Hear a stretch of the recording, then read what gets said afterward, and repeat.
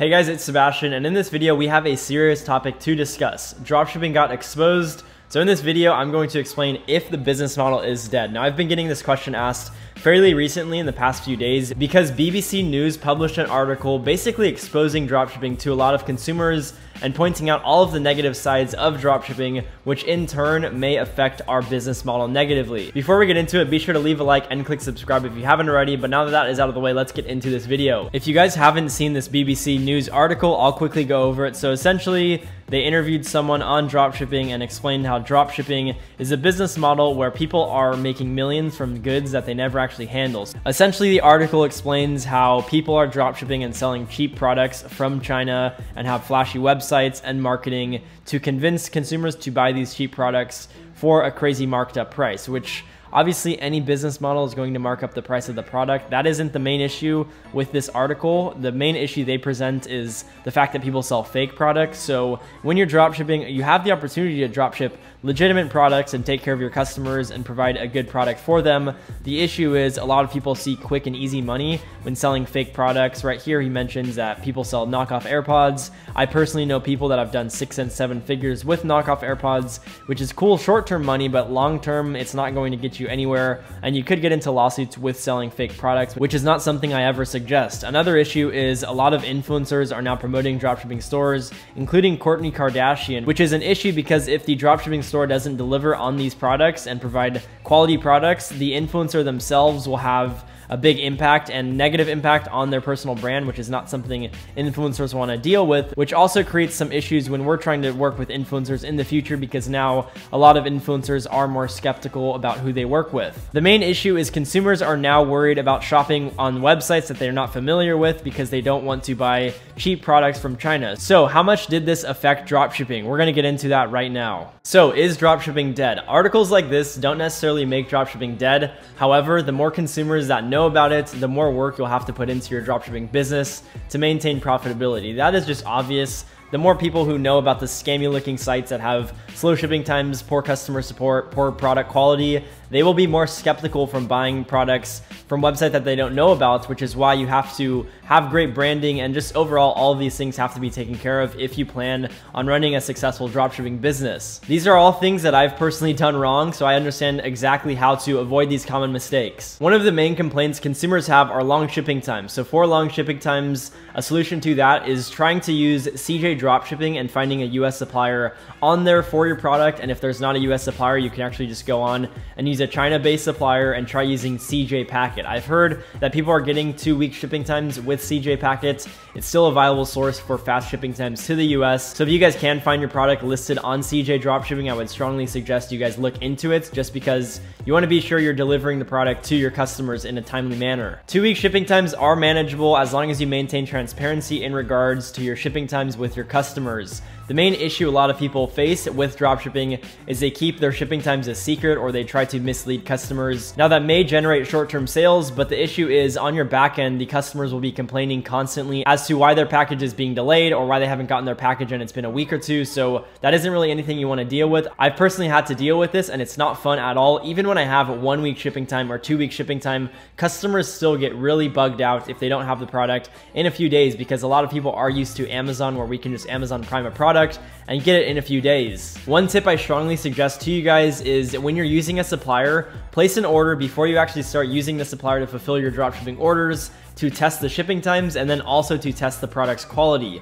I've scaled stores to a 6 figures per month where the product's quality is terrible and it doesn't go well. I end up having chargebacks and a lot of unhappy customers, which is not something you want to deal with at all. Next important area of your dropshipping business is customer support. Now this is a main priority and this is something I lacked on for the longest time. When I first started dropshipping, I didn't even reply to emails, like I'm being completely honest. And it wasn't until late last year and then moving forward this year, I'm now handling customer support very regularly. And I have a team that manages that type of stuff because it's very important. So your brand's perception and your brand's image is very valuable. A lot of people do leave nasty reviews or nasty comments on your Facebook page or your Instagram page if you don't have happy customers and if you take a long time to reply to emails and stuff like that. So you want to be sure you're managing your customers properly because they are the ones who make or break your business. Managing customer support properly is not just replying replying to emails fast. You should also have easy returns, easy refunds, and also easy exchanges. A lot of customers get upset with dropshipping stores because some have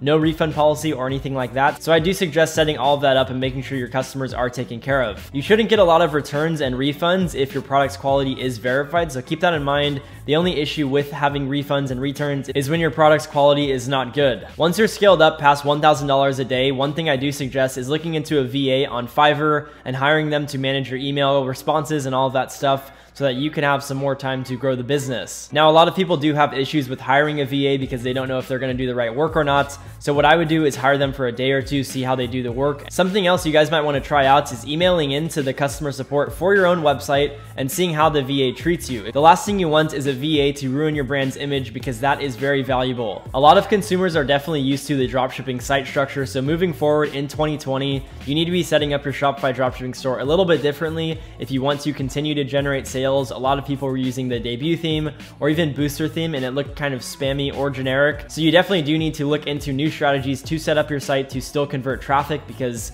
a lot of consumers, again, they're getting used to dropshipping and they understand the concepts. So your main job is just to set up your website in a way to where it doesn't look like you're dropshipping. I strongly suggest getting custom photos, GIFs, and videos for your website, because if you do, that will allow your customers to potentially trust your brand a lot more than if you're just using the generic videos everyone else is using on their stores for the same product. Many dropshippers are stealing content from websites still to this day, which is just a sign that they're kind of lazy. One of the main things I do when I'm launching a store is getting custom content right off the bat. So I have a little bit of an edge on my competitors because a lot of them don't actually get custom content. Now, getting people to actually film videos is pretty simple. You can go on Fiverr or Upwork and find people on there to actually film demo videos or product reviews for your product. Other tips for structuring your website: make sure you're getting all of the common questions for the product and then adding all of those questions and answers onto your product page. So one thing I do is go onto Amazon and see the common questions for a product that I'm selling. If it is on Amazon, or if not, I'll go to Facebook and type in the product, or I will go on Google and type in the product and see if anything comes up for it, like a question in regards to the product, and then I will go on and edit my product page to make sure I answer that question. Another important part of your site is pricing. Many people believe that you have to sell your product at the lowest possible price to get sales. Now, that is not true at all. If you have good branding and you take care of your customers, you will have no issue charging a premium for your product. And I'm saying this with confidence because people are trying to undercut one of my websites and sell the product for almost 50% off of what I'm selling it for, and I'm still doing 5 figures daily with the store, which is due to the great customer support and branding on my website. Apple is a perfect example of this. They have a well-developed brand and sell products for a premium, even though they source the goods at a fraction of their sell price. Consumers still spend $700 million daily on Apple products despite the high price points. This took a long time for me to understand because I used to run stores and just try to undercut everyone that was selling the same exact product. And I was super curious as to how people would be able to charge a premium, and now I completely grasp it. It's mainly branding your website properly, managing your customers properly, and just overall making sure you are looking like the most trustworthy website that's selling the product. The last issue that a lot of consumers have with dropshipping websites is the product's quality. So like that BBC article mentioned, a lot of people are saying that they're buying products and they're just low quality products from China. You have to understand, everything we're buying, like a lot of the electronics we use are from China. This is an Apple phone. This was made in China. The camera I'm using was probably made in China. The microphone, everything was made in China. So it's not like the quality of Chinese products as a whole is bad, but it's the fact that a lot of people are just launching sites and not even testing the quality for the product. Anytime I ever look into selling a product, the first thing I always do is get the product shipped to myself to test the quality. This is important because the last thing you want to do is scale a store to 6 figures and then have the product quality be terrible, or have the supplier not manage quality control properly, and then a lot of your products get broken, or they have something go wrong, and then a lot of your customers try to get returns and chargebacks. Now again, some refunds and some returns are fine, but if you're getting a consistent amount on a daily basis, you don't really want to deal with that. So I strongly, again, suggest you are checking the quality of your products prior to actually selling them. I overlooked this for the longest time because I was always in a rush to just launch a product. I wasn't one who was patient and ordered the product and then tested it out, because in my head I was like, I didn't have a ton of money at the time. I just want to make a lot of money and then we'll figure out the rest later. So now I'm at the point where I understand the value and the importance of checking the product's quality. I only realized this once I ran a store and scaled it to 6 figures, and then I didn't check the product's quality, which came around to bite me later down the road. Long story short, dropshipping is not dead. However, there are many things you need to do differently. Again, like I mentioned, customer support has to be on point. Your website structure cannot look like a traditional dropshipping store. Your branding has to be very good. Your quality control and product's quality overall has to be tested and verified. And then your shipping times can't really be too long. I would suggest maintaining transparency with your customers, just making sure they understand exactly how long they're going to have to wait for their product. The last thing you want to do is tell your customers you have 2-week shipping and then they wait 4 weeks for the product. I've done that and it's just not a fun thing to deal with. That's going to wrap it up for this video. Hope you guys got massive value. If you did, leave a like and click subscribe if you haven't already, because I post daily dropshipping content. And then if you have any questions, comments, or concerns, you can always drop those in the comment section below. But other than that, I will see you guys in tomorrow's video.